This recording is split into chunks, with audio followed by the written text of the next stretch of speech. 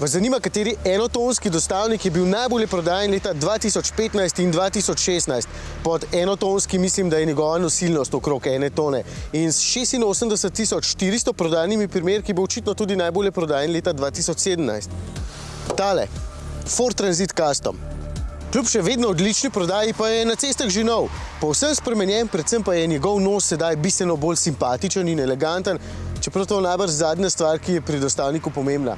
Pravijo tudi, da je lahko agresiven in športen, samo pogledajte tale Sportvan, čeprav je najbrž tudi to precej zadnja stvar na seznamu pomembnih vrlin dostavnika.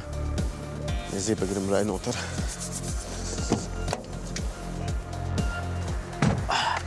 Tisto, kar seveda je pomembno, sta udobje in varnost voznika.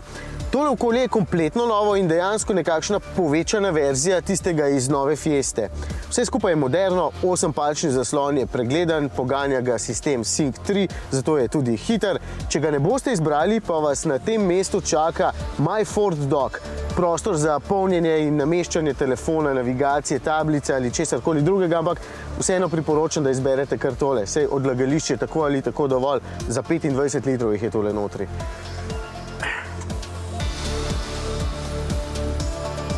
Vse naštete novosti, vključno tem zaslonom, so dejansko namenjene udobju voznika, kup sistemov pa skrbi še za njegovo varnost. Transit Custom je prvi z inteligentnim pomočnikom za hitrost, ki samodejno po prepoznavi znaka za hitrost tudi samo hitrost zmanjša. Evo, pa se bodo policisti lahko obrisali pod nosom. Ponuja še sistem za zaviranje v sili in zavira tudi sam, če zazna, da je pred vami ovira, celo pešce prepozna. Ok, torej so poskrbeli, da Transit Custom sedaj bolje izgleda in je bolj privlačen. Poskrbeli so še za udobje in za varnost, kaj pa stroški? Tudi ti ne bi bili manjši, pravijo. 2,2 litrski turbodizel se je poslovil in tamle pod pokrovom je le še 2-litrski motor. Lahko ima 105, 130 oziroma 170 konj, kilovati so mi ta trenutek ušli iz glave, jih lahko najdete na volan.si. Ford pravi, da motor v povprečju porabi do 13% manj goriva in je 20% bolj radodaren pri samem navoru. Leta 2019 pa pride še Custom PHEV, torej priključni hibrid. Do 50 km bo lahko naredil zgolj na elektriko, dodatne pa, pazite to, ob pomoči litrskega turbobencinarja. To bo zanimivo.